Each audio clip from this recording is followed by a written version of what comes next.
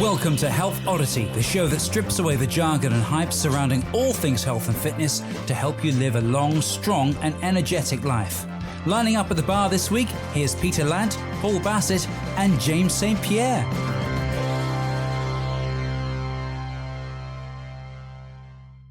Hello and welcome to Health Oddity. This is a very special episode. I know some of you have been with us since the start. Some of you may be just discovering our podcast. Either way, we thank you because this is a big moment for us. It's our 1-year anniversary, episode 52. So it makes us quite excited to kind of review the last 12 months and what's changed for us, what we've discovered, the kind of journey we've been on with the guests that we've had. And we'll get into that and exactly kind of what we have in future as well. This is exciting for us. So as per usual, please do like and subscribe this podcast. One thing we've learned is that the more people we have as part of our community, the bigger this show will become. So if you can just add us on iTunes, maybe post a review. We've got a group on Facebook. So if you go to the Health Oddity page, you can find the podcast, the group link there. And we're starting to grow members there slowly, but we're getting there. So we just got to remember to tell you about it. I think that's the main thing. So please do that. But otherwise, I'm here with the founders, the founding partners, the original, the OGs, what else is there for these things? I can't think of another kind of comparison, but the founding fathers of the Health Oddity podcast. Good afternoon. Is it afternoon for you? You're in Greece. Again, James is just taking it easy again, he's gallivanting around the world in Greece. How you doing, James? I'm very good, thank you. Yeah, we're 2 hours ahead, so it's late afternoon. But fantastic. I'm really glad that I've managed to get on this with you guys. The Wi-Fi seems to be holding up. Everyone has turned off everything Wi-Fi related in the villa, so I am 100%. I have the Wi-Fi for the next 45 minutes, so hopefully it's going to be nice and smooth. The children are bound and gagged in the corner. Yeah. The children are in the pool. And they're out the way, yeah. And I'm rather glamorously locked in my in-laws' bedroom. Very good. And what about you, Peter? I could guarantee good Wi-Fi and quiet, so that's where I am. Okay. Well, I don't know where that leaves you, Peter. It's not as extravagant. I mean, I know we don't use this podcast to make any money or anything, right? We just do it for the fun of it. But James seems to be doing all right. He's turned into one of those people who's like, his Instagram will be him on a beach next, wouldn't it? Doing work from a lonely laptop. I'm waiting for the YouTube advert that says if you're one of those guys working from a 9 to 5, what happens if you could earn £200,000 a year just working from the beach? Yeah, exactly. Yeah. That's it for you, James. Well, if someone knows how to do that, they can tell me as well. Right. Well, what are you up to? As far as I'm concerned, that wouldn't be very fulfilling. No, exactly. Be lonely. Exactly. Be lonely. Anyway, on that note. Anyway, I'm rubbish in the sun. You're going on holiday. Well, yeah, but I'm going up to Hexham. It's not quite the same. Well, I'm not on holiday. My kids are, and my wife. I am busy holding the fort with my business as everyone else goes on holiday. So I've got a little pity party here. Actually, I've got some freedom. I don't have kids around me. So it's another kind of holiday. I was going to say it is a holiday. I was going to say I've got the world's smallest violin and all that, but that would be really nasty because your family's gone on holiday without you. So that's not very nice at all, is it? I know. Well, anyway. Anyway, so yeah, episode 52. Well, we do this quite frequently where we have a load of guests and then we have an opportunity to kind of recap, go through, our thoughts on those guests and maybe some of the subjects that they brought up, whether they're controversial or whether they're just something that piqued our interest, maybe we didn't know about and had us a sideways view. I mean, part of the reason we put this podcast together and the reason we called it Health Oddity is we wanted to find those different angles that maybe the mainstream media, maybe your magazines, typical kind of places that you consume your health and fitness advice. Not that they're not telling you about, it's just that it's not really a forum to just delve a bit deeper into these subjects. And we've got in the unique position to know a lot of people in the fitness industry, and we're discovering new people all the time who are really willing to just kind of share their experience, share their knowledge, and do it for free, do it for the love of it. And you can definitely tell that passion when we ever get any of these guests on. They are just willing to give all the way through. And for us as hosts, we get the opportunity to listen. And through the pandemic, I mean, we started this podcast as the end of the first lockdown. I mean, it's been a great way of just connecting with people in a world where it's been very difficult to actually meet people, very difficult to go to certifications and further education and things like that. But let's not forget that this isn't a podcast about trainers. This is a podcast about the average fitness enthusiast who, you know, over the age of 30 upwards. You know, we don't put an upper limit really on how old you can be and still be healthy. And really what we want to do is break things down so they're understandable. There's no secrets out there. There's no secrets, you know. You see YouTube videos and they're talking about the secrets of the health industry. There's nothing secret about what we do. It's all about just exposing you to ideas that hopefully you'll be able to consume and make your own mind up if they're right for you, because we've changed our mind on quite a few things over the last year. But I suppose that's probably where I'm going to start, and I'll ask James, what's changed for you over the last year? I mean, what's the last 12 months delivered for you personally and professionally, and how did the podcast and the guests that we've had on influence that? I think one of the big things that's been kind of universal really from all the guests that we've had on, or the vast majority of the guests that we've had on, is the idea of simplification and stripping away the unnecessary and trying to make things as easy as possible and as simple as possible.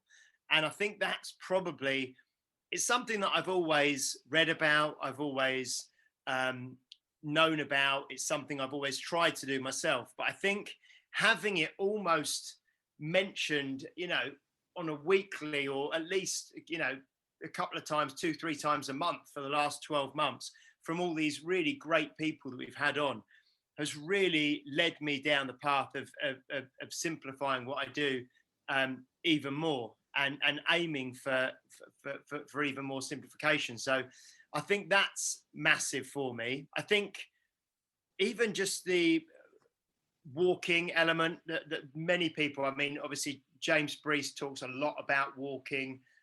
You know, a lot of people talked about rucking who we've had on. You know, Mark Rifkind has talked about rucking. Dan Johns talked about rucking. This kind of lower intensity, consistent movement. I think for me as an individual, you know, in my mid 40s with 2 kids and the client base that I work with who are predominantly over 50, I think that's probably had the biggest, like I say, it's not like it's the first time I've been introduced to the concept, but I think it's really that concept has really started to embed into me and my life and the way I do things now far more than it has done in the past. And I do lend a lot of that or you know, I attribute a lot of that to the guests that we've had on and the way that we've been talking to people. Also, I think personally, I've really taken on board a lot more in terms of nutrition, my diet, particularly having read The Primal Blueprint by Mark Sissons, having had Brad Kearns on the podcast twice, having had Chris Lowe on the podcast, having had various people. Mike Sweeney was one of our first guests on the podcast. And I think I'd always kind of just drifted with nutrition and just kind of almost, because I could always kind of get away with almost eating and drinking what I wanted, I didn't really give it as much thought as I feel I do now. And I think given it a lot more thought and trying various things myself and experimenting with things, but generally doing some key principled things, I feel so much better. So I think that in the last 12 months and certainly in the last 6 months, that's been a big thing for me as well. How about you, Peter? Yeah, I mean, similar to James with me, it's the simplicity of stuff. You know, and I've said it before in lots of these podcasts, is like, you know, I've got the simplest life possible for me, which wasn't always the case. And And it just keeps drilling it home that is, it's the easiest way, or the simplest way is the easiest way to stick to.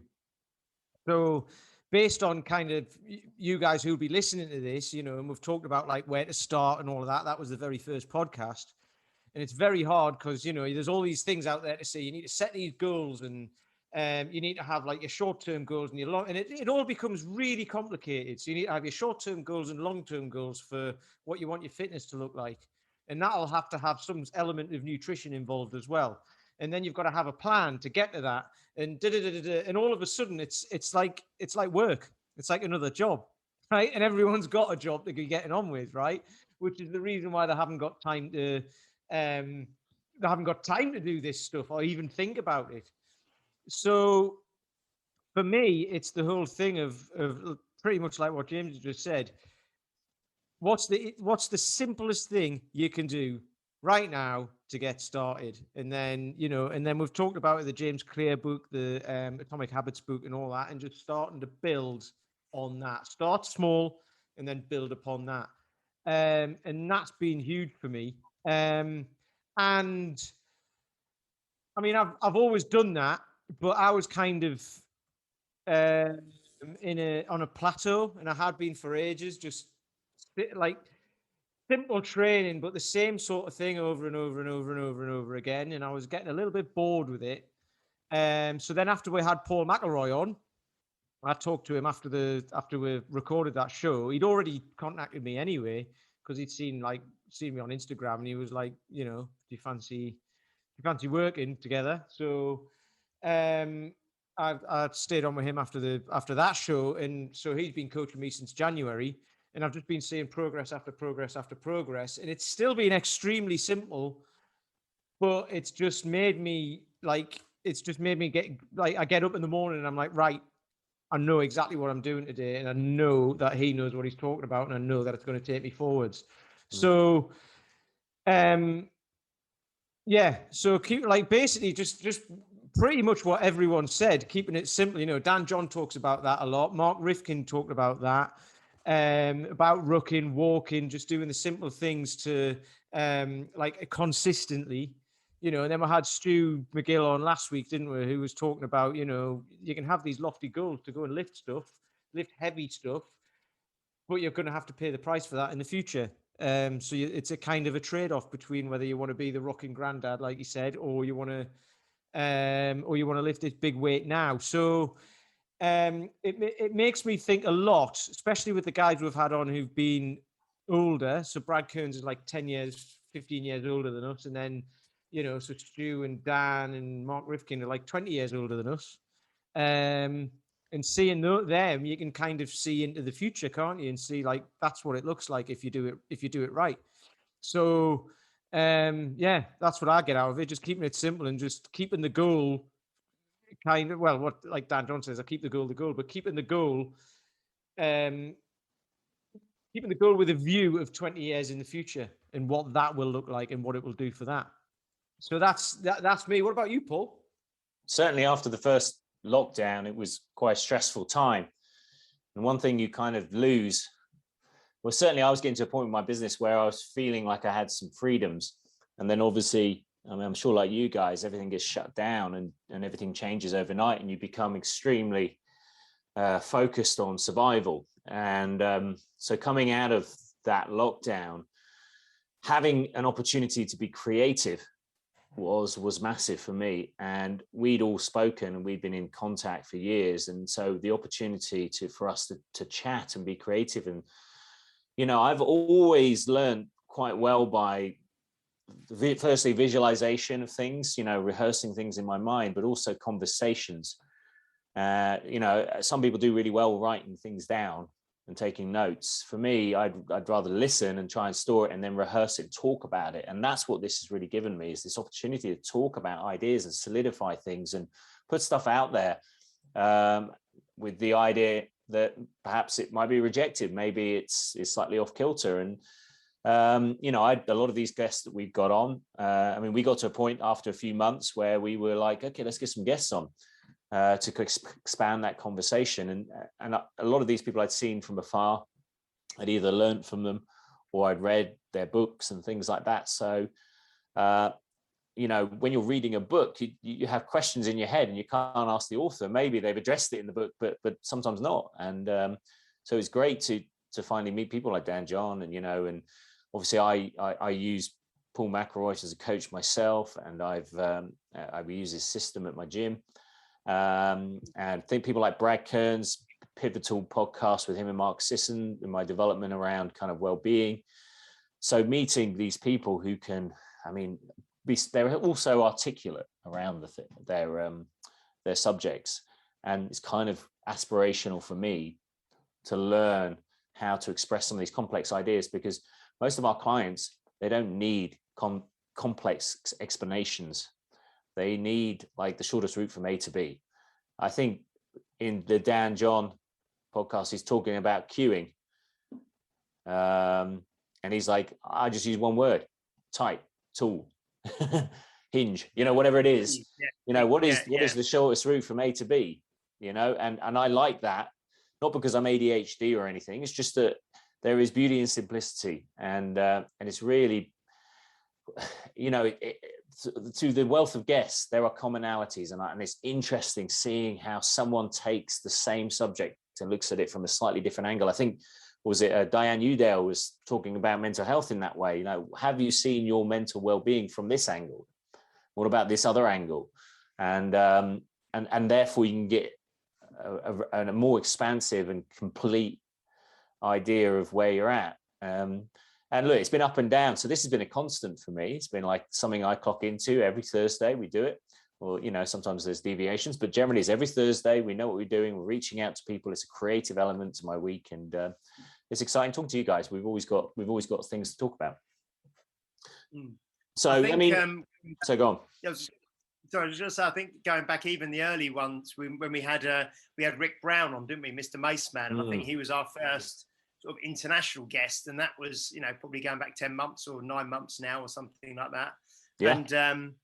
And I think what I've really taken from, I suppose, and Brett Jones talked about this a lot as well, and have many of our guests, is there's what did Brett say? Something like, you know, all roads lead to Rome, or there's more than one way to skin a cat, you know, and there's all these different tools out there. And Mr. Maceman is obviously, he uses the mace, you know, and other people use the kettlebell, and other people use body weight, and other people use barbell.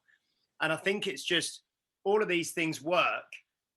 And it's just a case of, you know, picking one or picking an approach for a time and sticking with it, isn't it? This is a big thing that a lot of the guests have talked about, this kind of shiny object syndrome, or you start a program that's meant to be a 4-week program or a 6-week program or an 8-week program. And, you know, 2 weeks into it, you get distracted by something else, which is the next big program or the next new piece of equipment or whatever. So I think it's actually having the courage and having the discipline to find something and to stick with it. And I know that both of you have been training with Paul McElroy, and I know that you've mentioned before, Pete, about, you know, you do the same, say 9 exercises per week, you know, three exercises per workout or something like that. It's just having the discipline and the courage to stick with something and follow the plan, isn't it? And I know that I'm sure all of us as business owners meet lots of people who say, well, I've tried this, it didn't work. I've tried this, it didn't work. I've tried this, it didn't work. I've tried this, it didn't work. And most of the time they've probably tried it for, you know, 2 or 3 weeks, then jumped onto the next thing and tried that for 2 or 3 weeks, then jumped onto the next thing. And you know. But why is that, do you think? Something. Why do you think people have that mindset? It, doesn't it? Yeah. Well, it's a big one. I think we've spoken about it before, about the, you know, the kind of the modern day sort of phenomena of you know, you order something on Amazon at 5 p.m. it's at your door at 9 a.m. the next morning. You know, this kind of this want for immediate results. And I can't remember who it was. Someone said, you know, I think it may have been Franz Sneidman when we spoke to him, but, you know, you didn't get here you didn't get to where you are in 5 minutes. You know, it's taken you 20 years to get to where you are. You're not going to get out in 5 minutes or 2 or 6 weeks. You know, it's going to take time. And I think yeah, people have this expectation of, and it's probably to do with sales and marketing and what's shown on the magazines and the TV, but people think that the results are going to be far quicker than they will be. And I think that's why probably people program hop or gym hop or diet hop or, whatever. I don't know what do you guys think about that? I read something interesting the other day. In fact, I heard it on another podcast, the Modern Wisdom podcast that I listen to, which I really love. But which I didn't realize actually, Stu McGill and Brett Jones have both been on that. I'd listened to it, but yes, they have. I didn't realize it was that podcast at the time because it was when he just started out. But anyway, so like you say, people program hop and they'll say, "Oh, everyone on Instagram says this. Everyone on Instagram says this is great." There's the 90-9-1 principle apparently. And it's something like, I'm not sure what the percentage of the population is actually on social media, but it's not as many as you think. It's like 20% or something like that, or actually on social media. Of those people who are on social media, which isn't as many as you think, 90% of those people don't post anything. They just lurk and watch, right?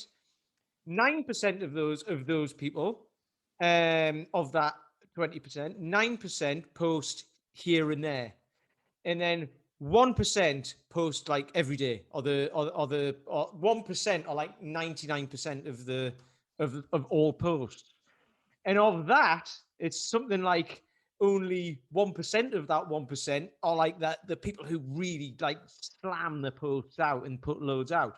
So when people say everyone on social media is saying something, it's nobody. It's nobody really. So because all the other people are just getting on with life and doing what they want.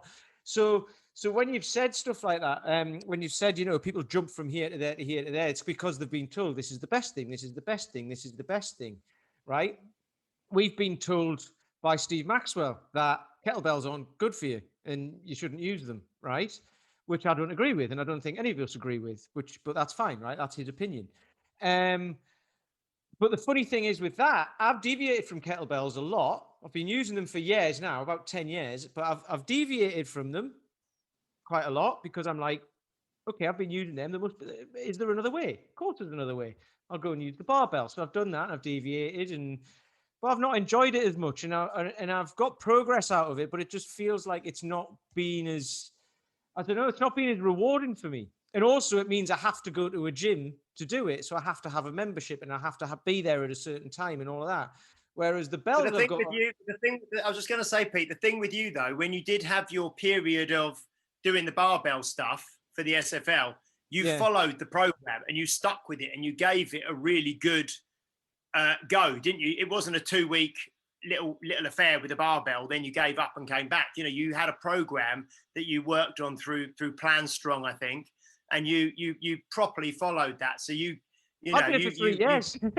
Exactly. You deep dived into the barbell. It wasn't like, I'll go and do 3 weeks of 3 weeks of deadlifts and then no, that's not for me. You properly you deep dived into it, and then you've made the decision based on finishing the program and as Dan John says, what's it, plan the hunt, and then discuss the hunt. You did it all, and then you've made an informed decision on the back of that. It's funny because when Stu McGill was talking about this stuff as well, it's exactly how I felt. So I was doing basically deadlifts, back squats, bench press for 3 years, which a lot of people would say that's nothing. You need to do 20 years and then you might know what you're talking about. And I get that. That's fine. But I think probably 3 years is enough. But 3, it's a decent amount of time.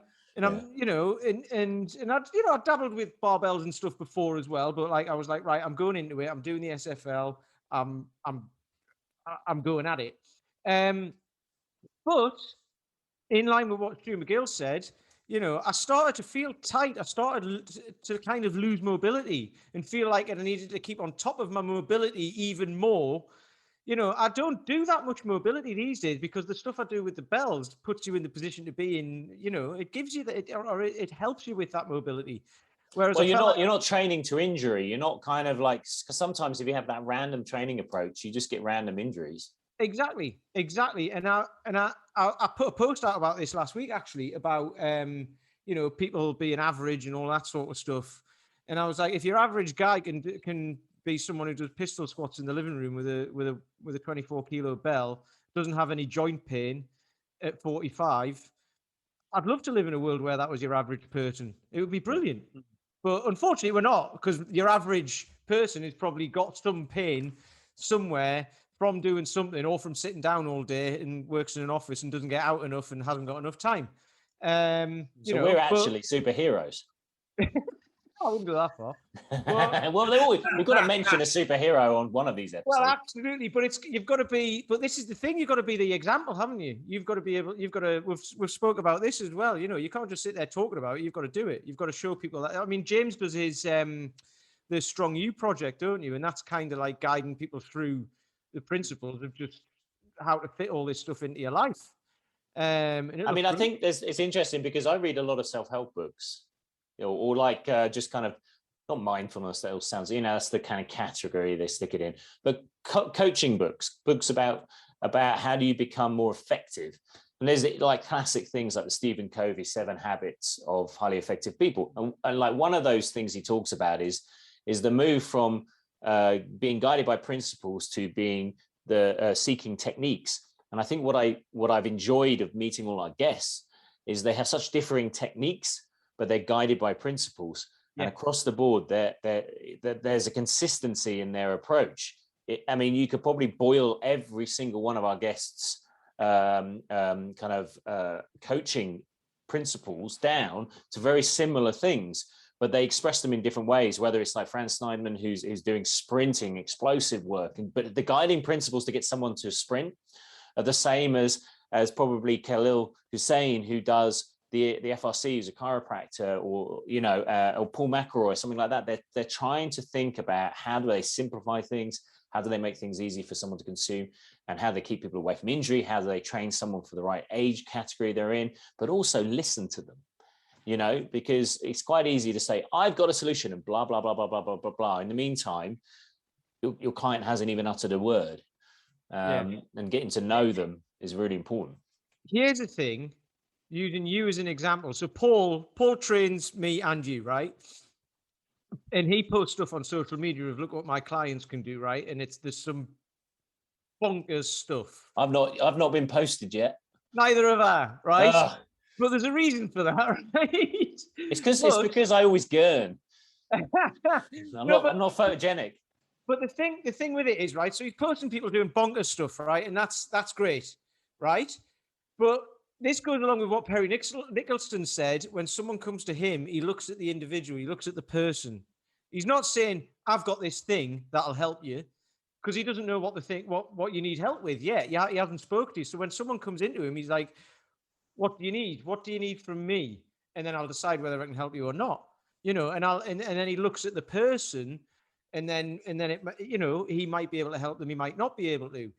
So Paul's very similar to that, right? Because you can look at Paul's stuff and he gives us loads of volume to do. And you might say, well, that's just setting you up for injury. And it's like, no, he doesn't give you any more than you should be doing or you can do.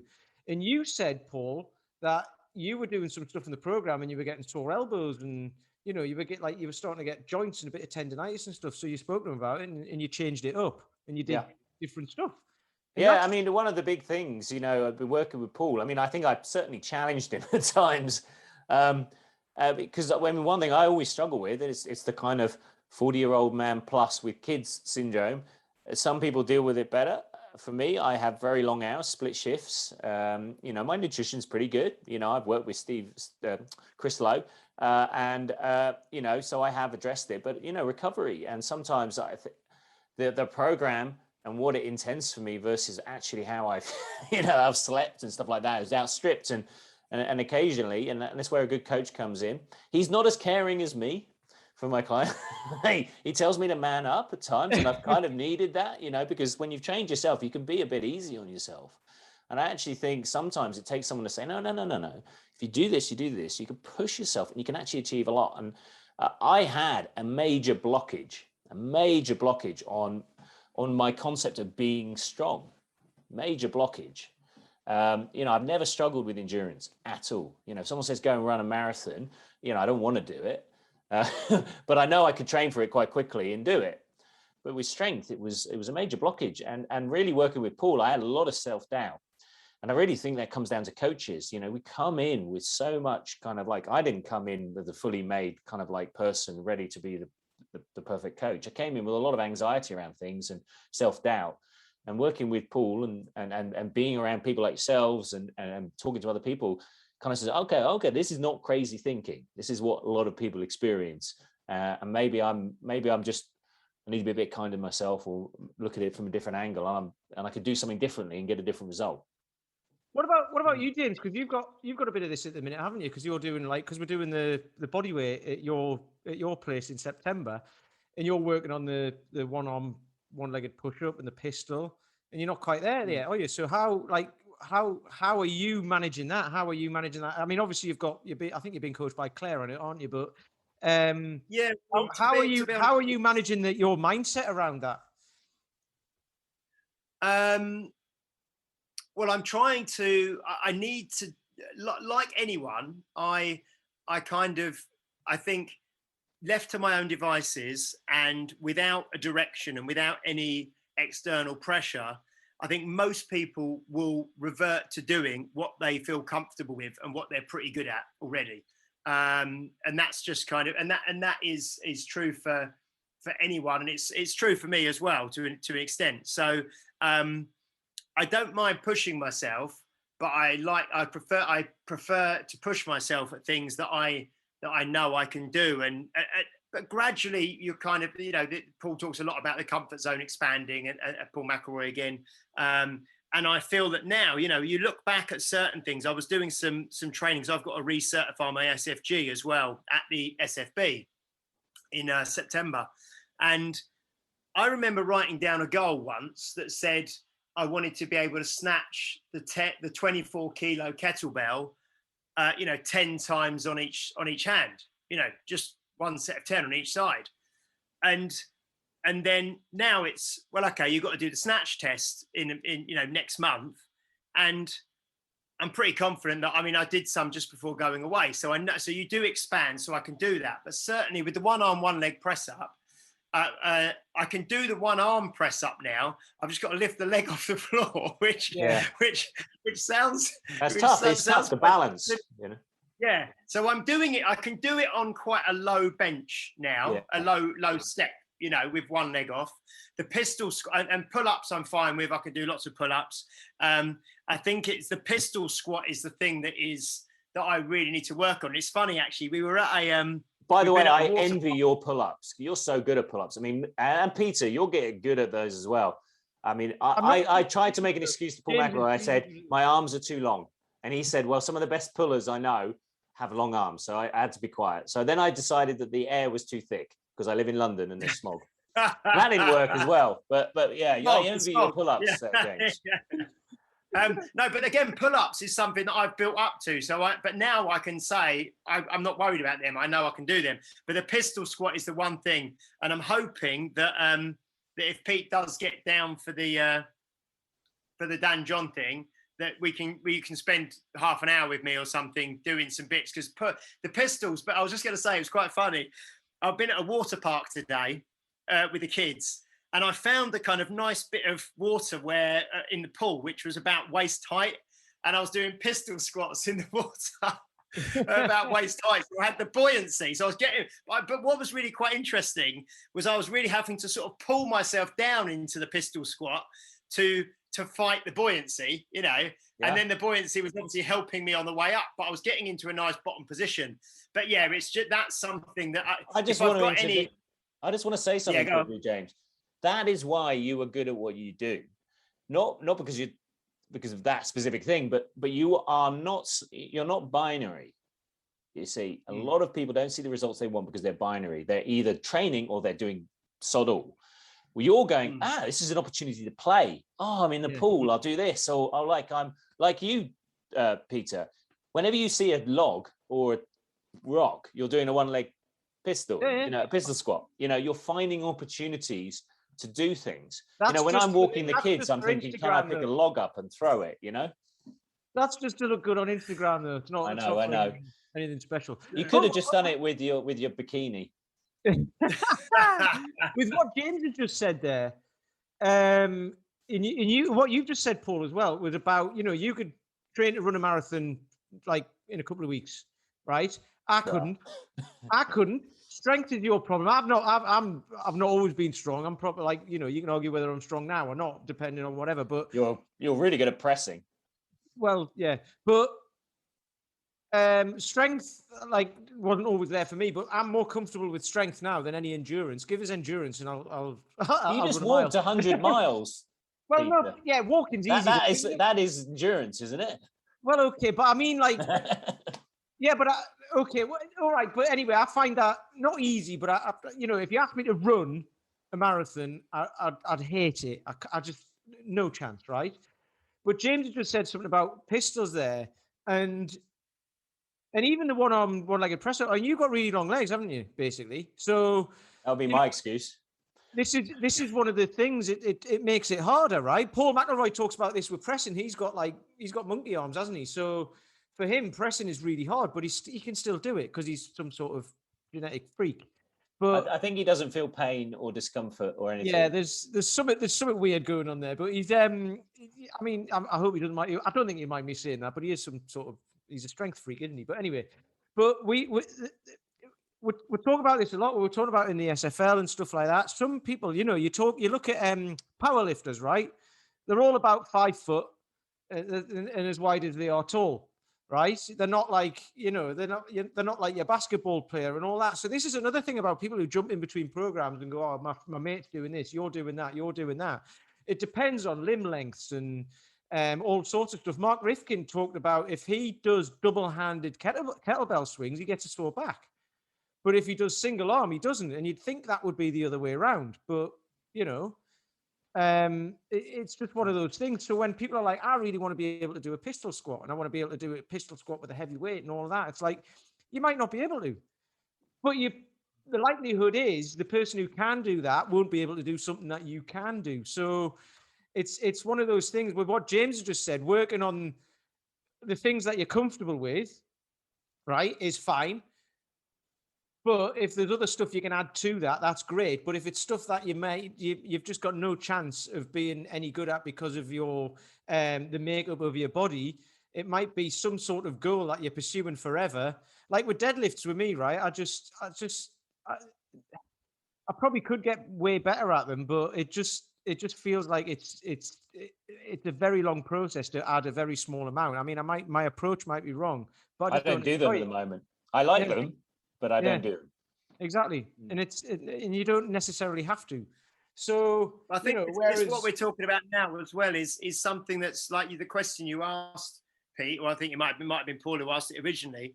I think when I do get a pistol squat, it will be very, very rewarding, and I'll know that it's taken me a long time, and it's something that I'm not. Because they talk about people talk about people who you show them a pistol squat and then without any training at all they'll go, oh, you mean this, and they can just do it, and some people can without and I know so I think when I do eventually get it, it'll be very, very rewarding. And this is something that I try and get across to my members, and it kind of comes back to one of the things we were talking about earlier about people expecting results and expecting things to happen overnight or expecting to be good at something straight away. In many ways, I think that, the journey and the struggle and the kind of the toil that it takes to actually get there is what's character building and is what training's all about, isn't it? If we were all good at everything the first time we tried to do it, or we were all very, very strong, or we could all just pick up something and do it straight away, there's no reward there, is there? There's no growth, I suppose. There's no development, which is what I think a lot of people, and I think that's why the three of us are in this industry and do what we do. Yeah, we got off.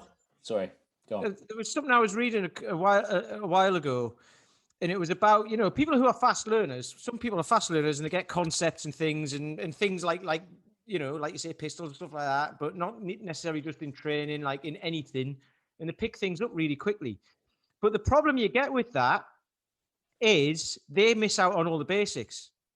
So at some point in the future, if you learn something very, very quickly, you're going to get to a point where you get stuck because you haven't got the basics that someone who learned this over a number of years has got to, and then they go, I know how to get past that blockage that you're at right now. It also creates a mindset to get across it, doesn't it? Exactly. And it's like, you don't know how it's that kind of the fundamentals all that working. Yeah, the kind of the fundamentals that underpin it all. If you just can pick it up and just do it straight away, you're missing all of that.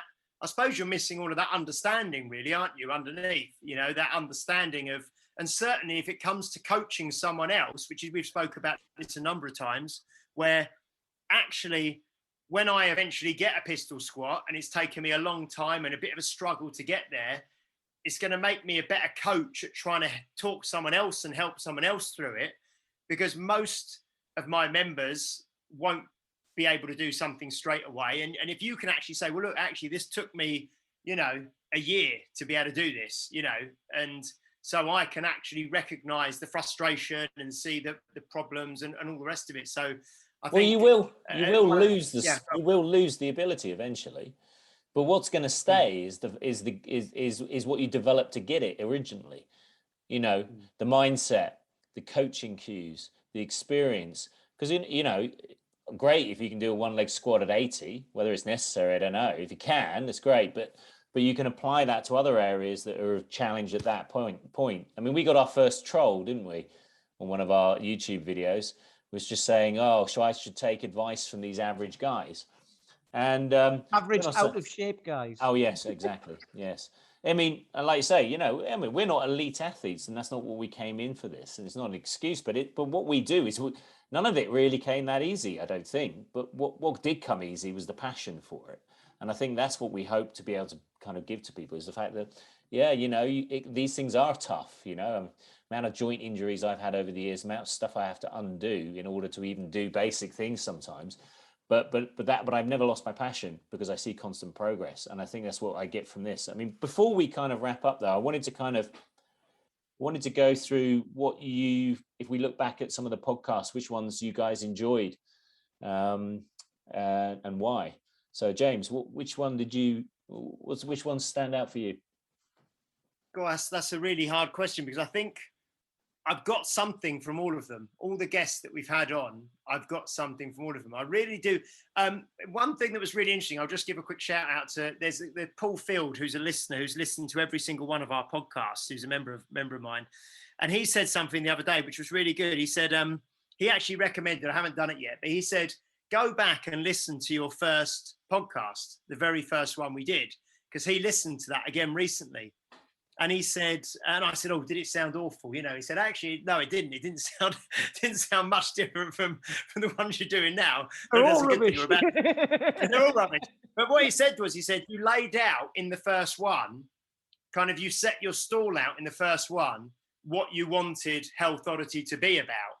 And this was only last week he said this to me.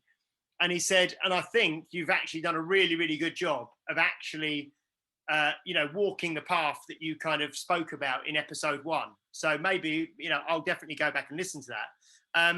I think in terms of guests who've stood up, I've got a lot of, obviously, time for Dan. Dan's been on 4 times now. Brad Kearns was fantastic, being on twice. I think Finn Bartoulan was fantastic as well. Tracy Rifkin. I mean, it's difficult to say, Mark Rifkin, I think I've got something from everyone. And I think that's what's so great. Sometimes we've had guests on that I've not known beforehand, because maybe either Paul, you've invited them on, or Pete, you've invited them on. And I think just the act of having a conversation with someone for an hour or around an hour, around health and fitness and exercise and training and rehab and nutrition, and seeing things from their point of view. I mean, this has been a really, really valuable year for me, and I think it's and I hope it has been for the listeners as well. Peter, that's my way of kind of ducking the question. Right. Well, now what James has just said there, actually, when you said your guy Paul is, I'll go back and listen to that actually, but we had the conversation before that first episode, didn't we? We'd been talking for a little while before that. And the reason why I think it's gone in the direction we wanted it to is because we've been doing it for years beforehand anyway. And then we just said, like, let's just start talking about it. So it's actually already there and already ingrained. And we already like kind of half knew some of the people who were coming on. So so that's why it's gone in that direction, I think, because we already knew which way we wanted it to go. So it's good to hear that, though. I really like to hear that. So I'm going to go back and listen to that, I think. I would as well. But in terms of people how who about had yourself, on, I mean, Paul? Sorry, Pete, yeah, sorry. my favorite episodes, the one we did with Mark Rifkind, I loved that. It Afterwards, was a good one. I loved that. And the one with Stu McGill, last week's one, I mean, like listening to Stu, because what he says will affect so many people. I know, like, you know, we've spoke like about Dan John and then there's Brett Jones and all that, and like all these people that we had Paul Gray on as well, you know, who like about the kind of training that they do and how it helps people increase that buffer for the future, for if you get ill and stuff like that, and it gives you a better chance of recovery and all of this stuff. And that's great. But I think the stuff that Stu talks about will affect, especially in like now with people sitting down more and all of that, it'll just affect everybody. Which is why, you know, I just love listening to him. I've listened to him on lots of other podcasts, and I just love it. But also talking to Brad Kearns, I didn't know who he was before Paul brought him on the podcast. So I've been listening to the Brad Kearns podcast. You know, so it's just been really interesting to talk to people who I didn't know about. You know, and get their kind of, because Brad's kind of outlook on stuff is totally different to what I would usually have looked at. So it's just been really good to hear that, and we're getting him back on as well, I think, aren't we? So that'll be good. Yeah. Probably. And how about you, Paul? Yeah. Really enjoyed. Some of them were unexpected. You know, like Maggie Elliott. She was great. Really, that was a really fun one. You know, I thought she was great, and exactly what our listeners would have wanted. For me, I had no idea who she was and never met her before, and I found her really kind of great to talk to. Obviously, you know, Brad Kearns was great as well, and you know, for me, it's just a who's who of kind of the people I've always wanted to speak to. You know, Dan John was obviously a big guest for us to get on, and Paul McElroy as well, and you could pick these people's minds. It's just been fascinating speaking to these people, and you know, I've always enjoyed our chats with each other, actually, you know, because you know, you guys are really articulate. You know, you should be podcasts on someone else's. You should be guests on someone else's podcast, because you know, you guys know equally as much as some of our guests. You know, I know some of them are older or whatever, but you know a lot, so it's always good for me. So, you know, you should also all listen to my podcast. I don't know what episode it is. But, I don't know. I'll probably find it for you if you're going to push me. If you're going to push me, guys. No, it's no, but yeah, no, it's great. So, I mean, and I suppose that brings me to the next part, which is, you know, we've got some great guests lined up for the next part of the year. You know, we've got Phil Maffetone, major one for me. Feels like pivotal in my health journey. Pivotal. We have Paul McElroy returning.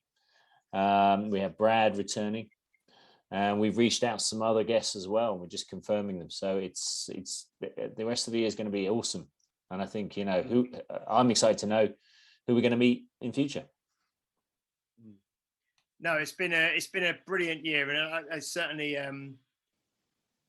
you know, exceeded all expectations that I had when we first sat down, the three of us, and did that episode 1 year ago, you know. So you know, the way this has gone and the way it's taken off, as I said, I think in another post I said it was almost like a lockdown project, you know, to begin with, and it's just gone on to be incredible. So thank you to both of you guys as well for it really does help, actually. And again, it's all down to accountability with training as well, isn't it? Having three of us doing this every week, it really does help keep us all on track. It helps us, right, where's the next guest? Who's the next guest? How are we going to, I think we work well together, and long may it continue.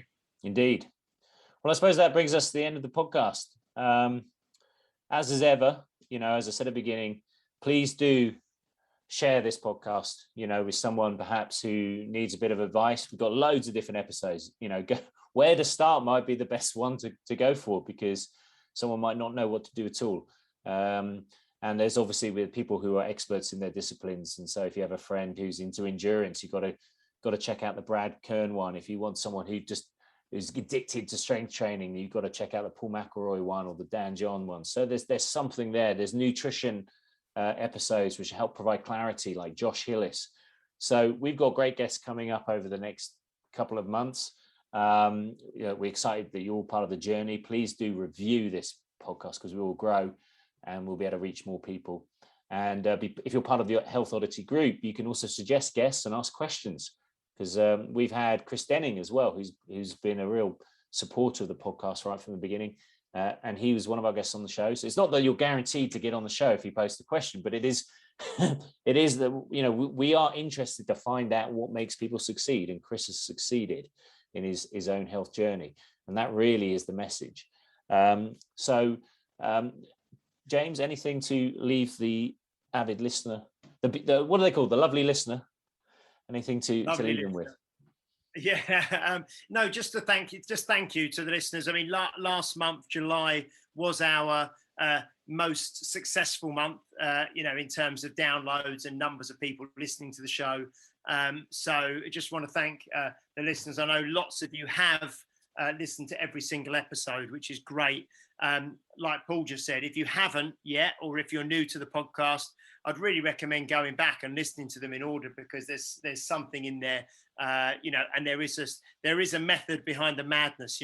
There's some sort of sequential stuff going on there, and we reference other podcasts that we've done. So if you haven't gone right back to the start, I'd really recommend you do that. But thank you so much for listening, and look forward to doing this for a lot longer. Yeah. Any final thoughts there, Peter? Well, we forgot to mention Jim Hatcher for one. Oh, that was a good one. We've got to mention Jim, because he's asked a lot of questions. He was on the podcast as well. He'll come back on as well. I know he will, and he's been a huge supporter of ours as well. Yeah. And he's 79 now. He's years old. So he's perfect. And then we've also got hopefully a guest lined up in a similar vein. I'll not say any more, but hopefully who we've reached out to. So that'll be another great person who's of a certain age who's done really well. So yeah. And James said, there's some people who haven't listened to all the podcasts, and he forgot to say, if that's you, shame on you, and go back and listen to them. Shame is the best way to get people to do things. Right. Well, on that message, like the Handmaid's Tale. Yeah. Yes. So, look, thanks a lot, guys. Who we got on next week? I don't know who we got on next week. I think we don't know. Whoever we've got, they'll be great. Well, we've actually got more professional as over the last year, but look, subscribe. Hope to have you on the journey for much longer, guys. Please share the podcast, and we'll see you very soon for the next episode. You've been listening to Health Odyssey with Peter Lant, Paul Bassett, and James St. Pierre. To get your regular fix of hype-free health, you can subscribe and leave a review wherever you get your favorite podcasts. You can find out more on today's and other topics at healthodyssey.com, or find us on Facebook or Instagram by searching for Health Oddity.